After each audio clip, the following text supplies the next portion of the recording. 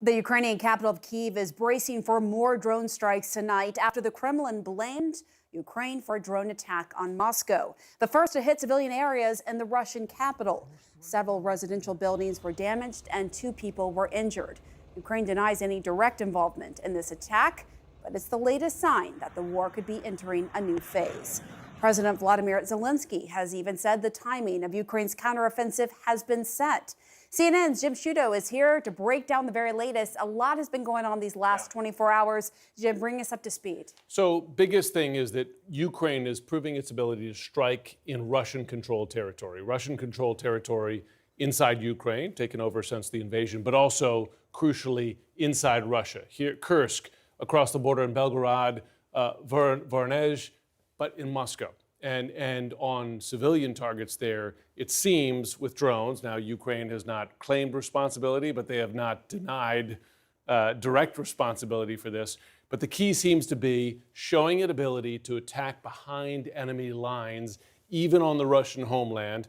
And the crucial timing here is that in advance of this highly anticipated Ukrainian counteroffensive, showing an ability to attack there, but also keeping Russia on its toes, so to speak. You know, they don't know where they might strike next. Yeah, I mean, it seems as though it is. I mean, Vladimir Putin, for his part, has said this was terrorist activity. As you point out, though, Ukrainians, top officials there, are saying we did not have direct, keyword, involvement in what happened in Moscow. What more do we know about how these drones were used and who could be behind them? So we don't know what specific drones were used. We do know that in the past, Ukraine has used old Soviet-era drones. You know, listen, this goes back to the 70s, not as capable of drones as we know today.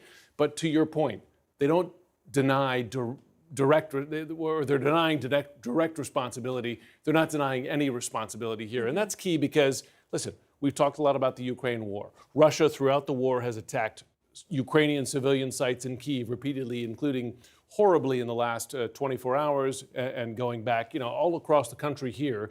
So for Ukraine to attack a civilian target inside Russia is a step and could create tension between Ukraine and its NATO backers and the U.S. For attacking civilian targets, because it has given them the moral high ground not to attack civilian targets to this point. Right. And of course, allies, including the U.S., have given Ukraine tons of weapons, but there's always been that concern or that precondition this should not be used. That could be the red line here. It's not clear that Ukraine has used, in fact, there's no evidence that Ukraine has used Western supplied weapons to strike Russian territory, certainly civilian targets in Moscow. And that could create divisions between Ukraine and its Western backers if it were to use such weapons to do so, given all the, and purely understandable and justifiable anger that the U.S. and Western allies have expressed due to Russia's attacks on civilian targets inside Ukraine. Yeah, but it's interesting, too, that the U.S.-supplied Patriot missiles have really been helping save lives there in Ukraine in the wake of those attacks. No question, and they've been very successful. And we should not equate the two of these things because Russia has been attacking. First of all, Russia attacked Ukraine unprovoked, and it's been attacking civilian targets for close to a year and a half since it invaded Ukraine, going back to February. Can't lose sight of that for sure. Jim Sciutto, thank you so much.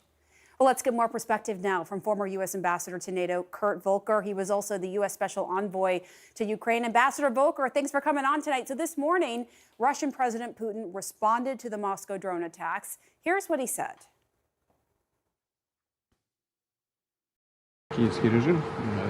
Kyiv chose the path of intimidation of Russian citizens and attacks on residential buildings. It is a clear sign of terrorist activity. So calling this terrorist activity suggests how seriously he takes this and the kind of response he could take. Do you think Putin might use this moment as grounds for even more severe tactics? Well, first off, I think if Putin could use more severe tactics, he would already be doing it. His forces are doing very badly in Ukraine. He's escalated the attacks on Ukrainian cities already. If he could do more, he would. And I think his messaging here is really about trying to reassure the Russian public, who have got to be freaking out that there are actually attacks happening inside Russia now, something that they had not seen before. He's called this a special military operation. He has said that this is, responding against, NATO, responding against Nazis in Ukraine. And now all of a sudden, there's actually something happening inside Russia. This is putting pressure on him, and he's trying to control the narrative. What does that do in terms of public sentiment in Russia? The fact that Russian civilians are now feeling the effects of this war on their own soil? Well, the first thing is I think it's bringing home to them the idea that this is actually a war. Putin has tried to portray this as a special military operation, far away, dealing with something inside Ukraine, and fully justified. And the fact that this is not what's happening is already evident to lots of people. Russia's lost so many people, so much equipment, the war has gone on so long. And now that they see something inside Russia, I think it adds to that confusion. But one thing I want to come back to what Jim Sciutto said, which he's making an assumption that Ukraine was targeting civilian targets. We don't know that. We don't know what the targets were because all of the drones that were fired were shot down by Russia. We don't know where they were going. It could have been military targets. We don't know. We also don't know where they were fired from or who did it. And so I think we all have to assume that Ukraine would have facilitated this in some way, but there's a lot we don't know, so we shouldn't jump to assumptions.